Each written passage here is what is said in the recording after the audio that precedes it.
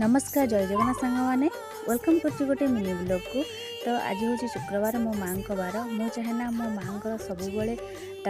पिंधि लुगा को चेंज करे प्रति शुक्रवार आबे तो तरभर थाए तो सेमती पूजा कर दिए। जो बारे फ्री थी बहुत चेष्टा करें कि मो माँ बारे में मुझे वस्त्र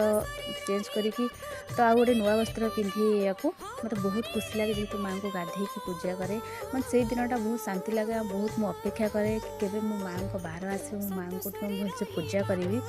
तो ये माँ पिंधि वस्त्र को मुझे चेंज करदेली यही चुनुटा कहीं सांग मैंने ये चुनुटा ना मत लगे कि ये चुनुटा पकड़े मो माँ बहुत सुंदर देखा मत बार बार रिपीट करने को बहुत इच्छा हुई ये चुनुटा आउ गोटे चुनरी पकाए मु कहीं चुनुटा मत कहीं जानी भल लगे मुझे भी जानी आउ मो माँ विषय में कौन कहि मु तो माने